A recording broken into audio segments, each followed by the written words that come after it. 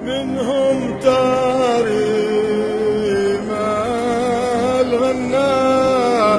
Assalamualaikum warahmatullahi wabarakatuh. Waalaikumsalam. Alhamdulillah, Muhibiners bertemu lagi dengan saya Sony di program Tausiah Ramadan bersama Habib Abdurrahman bin Sakir Al-Atas yang akan memberikan ilmu yang bermanfaat untuk kita semua. Assalamualaikum Habib. Waalaikumsalam warahmatullahi wabarakatuh. Mana Habib, kabarnya sehat? Baik, alhamdulillah. Sony gimana kabarnya? Alhamdulillah sehat. Ramadan lancar semuanya ya? Alhamdulillah lancar. Ya gimana, udah buka puasa Ramadan bersama nih sama siapa aja udah? Kemarin sih Bib sama teman-teman deh. Cuman ini emang ada temen nih yang jengkelin Bib. Dia datang udah paling lama kita nungguin. Padahal dia punya duit Bib. Kita juga yang bayar, dia nggak mau ikut patungan. Kan bikin gendek gitu Bib. Jadi nggak boleh gitu Sony. Jadi kita harus hati-hati di bulan Ramadan khususnya. Jangan kita membicarakan kejelekan saudara kita ataupun teman kita. Ya, karena ghibah ini dosanya besar di sisi Allah Subhanahu wa Ta'ala. Itu termasuk ghibah, Bib. Ghibah, kita nggak boleh menjelekkan dia walaupun dia mempunyai kejelekan. Jangan sampai kita menjelekkan dia di depan orang lain. Ya, karena ghibah itu adalah dzikru akhaka muslim bima yakrahu, dengan menyebutkan nama saudara kamu yang semuslim dengan yang dia tidak suka. Sekarang kalau andai kata dia ada di sini, dia senang apa enggak? Ya pasti nggak senang, Bib. Pasti nggak senang. Nah, karena ghibah pun itu adalah dosa yang sangat besar di sisi Allah. Karena Allah mengatakan di dalam ayat Al-Quran yang dimana Allah mengatakan, A'udzubillahi minasyaitonirrajim, Ya ayyuhalladzina amanu ijtanibu katsiran minadh-dhanni inna ba'dadh-dhanni itsm wa la tajassasu wa la yaghtab ba'dukum ba'dha atuhibbu ahadukum ay ya'kula lahma akhihi maitan fakarihtumuh.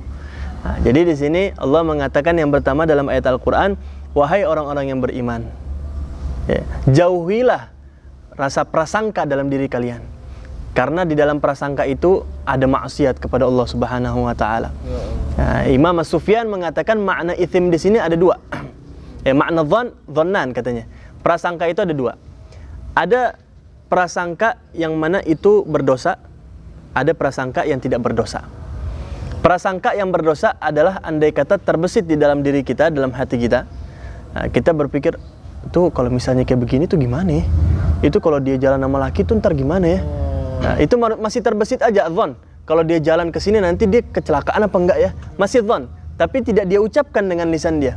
Nah, ini adalah dhon yang tidak bermaksiat, tidak dosa. Tapi kalau andai kata kita prasangka yang buruk, ya, tapi kita keluarkan dengan lisan kita, maka ini adalah prasangka yang dosa, yang nggak boleh kita lakukan. Ini Imam Sufyan mengatakan seperti itu dalam definisi makna prasangkanya.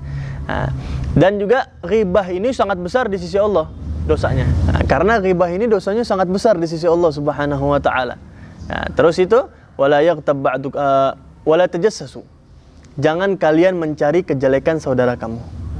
Siapapun dia, buruknya bagaimanapun, jangan sampai kita mencari-cari kesalahan dia dan kejelekan dia. Ini paling dibenci sama Allah dan Rasulullah. Nah, kita kalau bisa jauhin deh tuh. Jadi jasus, jadi mata-mata. Jasus. Ya, jadi mata-mata ini bahaya juga nih dosanya. Allah ada larang, wala tajassasu. Jangan kita jadi mata-mata. Ya, mencari kesalahan orang lain demi untuk mentenarkan diri kita atau memperindah diri kita. Sedangkan diri kita pun masih banyak yang Allah tutupi kejelekannya. Wala yaghtab ba'dukum ba'dha. Janganlah kalian berghibah, mengucapkan kejelekan saudara kamu. Aturidu ayyakula lahma akhi, apakah kalian ingin ya ayyakula lahma akhi, kamu makan dagingnya saudara kamu sendiri, maitang, secara masih mentah-mentah kamu makan tuh dagingnya, fakarihtumu, kamu nggak bakal suka. Itu Allah gambarkan seseorang yang ghibah sebagaimana dia memakan daging saudaranya dia sendiri secara mentah-mentah. Nah, ini syadid di sisi Allah, parah di sisi Allah. Ya, sebagaimana Rasulullah ketika Isra wal Mi'raj, ketika Mi'raj ke langit, Rasulullah melihat ada orang yang ketika itu dia menyobek lambungnya dia sendiri.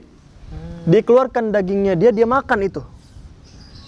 Lalu Rasulullah bertanya malaikat Jibril, wahai malaikat Jibril, dia siapa? Kok bisa sampai seperti itu azabnya? Ya, dia adalah seseorang yang dimana di dunia itu suka memakan daging manusia, daging saudaranya dia sendiri. Maksudnya apa? Di dalam persepsi ayat Al-Quran, atuhibbu ayyakula lahma akhi maitan fakarihtumuh. Ya, sebagaimana dia makan daging saudaranya dia, diribah, dijelek-jelekan saudaranya dia. Ya, itu dia. Ya. Dalam persepsi ghibah, ya, ada namanya ghibah, ada namanya buhtan. Buhtan. Buhtan. Nah, kalau ghibah kita menyebutkan sesuatu yang ada di dalam sifat saudara kita semuslim emang benar adanya. Oh, walaupun benar gitu. Beb. Walaupun benar adanya, itu namanya ghibah. Tapi kalau buhtan, dia mengada-ngada, dia bohong. Padahal nggak ada dalam sifat itu semua. Nah, ini namanya buhtan. Buhtan ini di sisi Allah nggak ada ampunan ini. Berat nih. Nah, ini berat di sisi Allah buhtan ini. Ya, taubatnya dia pun berbeda dengan maksiat yang lain. Taubatnya dia lebih parah daripada maksiat yang lain. Di antaranya buhtan ini dia bertaubatnya harus meminta maaf secara langsung, meminta ridhonya, meminta halalnya. Sama Orang yang kita bicarakan. Dia harus bersumpah, saya berbohong bahwa saya mengatakan fulan ini melakukan ini, fulan ini melakukan seperti ini. Itu harus wajib, kalau enggak bakal sah taubatnya. Nah, itu dia buhtan ini bahaya. Nah, berbicara kepada saudara kita apa, membicarakan kejelekan saudara kita yang padahal nggak ada. Nah, itu dia ghibah. Suatu ketika ghibah juga pun ini bahaya. Suatu ketika diriwayatkan oleh Abdullah bin Jubair bin Awam, suatu ketika radhiyallahu anhuma, ketika itu dia mencium, seluruh Madinah mencium bau yang sangat buruk, bau amis, bau yang gak enak dicium. Satu Madinah mencium. Nah, lapor kepada Rasulullah. Akhirnya kata Rasulullah, sesungguhnya inna nasan minal munafiqin igtabu nasan minal muslimin. Sesungguhnya orang-orang munafik membicarakan kejelekan orang-orang muslim. Satu Madinah mencium itu bau. Jadi orang yang ghibah itu ciuman baunya itu kalau orang-orang yang bisa ngelihat itu bisa kecium. Gitu, akhirnya apa? Suatu ketika ulama ini membicarakan hadis ini. Kok bisa ketika itu di Madinah semua mencium bau yang tidak enak? Karena satu ghibah doang, karena membicarakan kejelekan orang lain. Akhirnya ulama mengatakan bahwa di zamannya Rasulullah ghibah itu adalah sesuatu yang aneh. Jadi kalau andai kata sesuatu yang aneh itu terjadi, maka akan langsung terendus. Karena hal baru mungkin ya. Karena hal baru. Tapi kalau di zaman sekarang, ghibah udah terbiasa. Udah semakin banyak orang ghibah membicarakan kejelekan orang lain, jadi terbiasa, akhirnya terbiasa juga dengan ghibah. Jadi baunya nggak kecium lagi.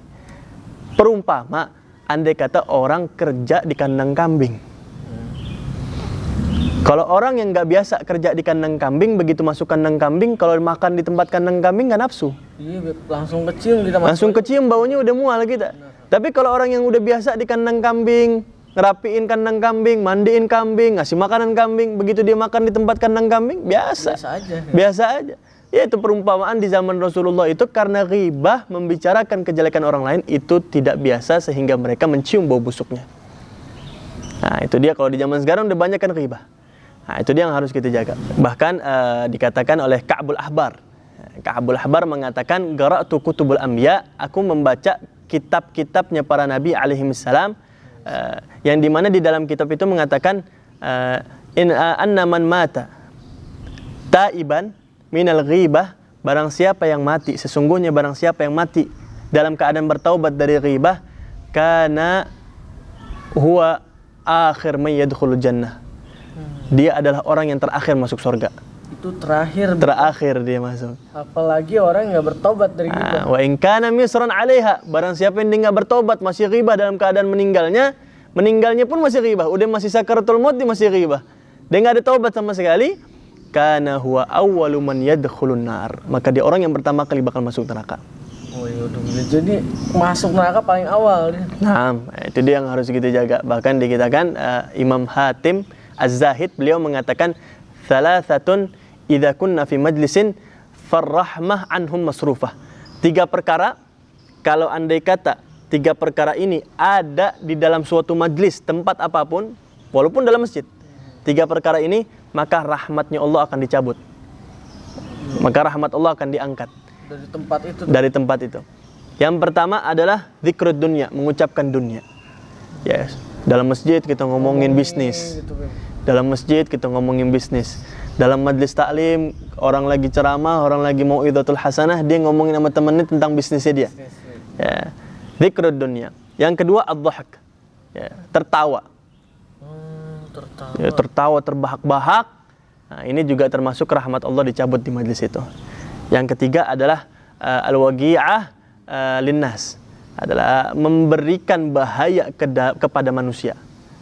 Ya, jadi kalau kita duduk berencana untuk ngomongin orang, tuh emang tuh fulan itu dia biasa begitu, emang fulan itu dia tuh sifatnya begitu.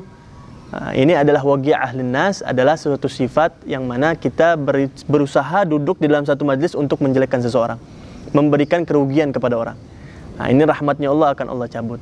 Nah, itu dia yang harus kita jaga. Nah, maka dikatakan oleh Imam Yahya bin Mu'adz Az-Zahid, beliau mengatakan, idza dha'ifta an thalath fa'alaika bi thalath.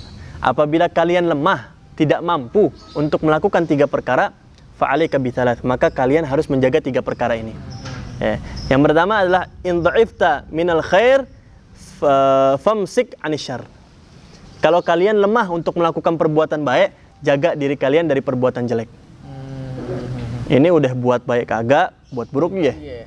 Berarti kita nggak bisa buat baik ya, jangan buat jelek. Jangan buat jelek. Idza dha'ifta minal khair famsik anisyar. Nah, itu dia. Yang kedua adalah idza kunta lam tastati'. Idza kunta lam tastati'. Ya, idza lam tastati' an tanfa'un nas fala tadurruh. Kalau kalian udah nggak bisa beri manfaat kepada manusia, jangan bikin keburukan kepada manusia. Jangan nyusahin dah. Jangan nyusahin dah. Ya, kalau kita dalam diri manusia harus sadar diri. Ya, kalau misalnya kita sadar diri, kita nggak bakal bisa diomongin kejelekannya. Idza kunta lam tastati' an tanfa'un nas fala tadurruh. Yang terakhir adalah idza lam tastati' idza lam tastati' an tansur idza lam tastati' an tasurruh fala taghummuh. Ya, kalau kalian udah nggak bisa bikin senang manusia atau madhu atau memuji manusia, fala taghummuh, jangan kalian menjelekkan dia, apalagi bikin dia sumpek.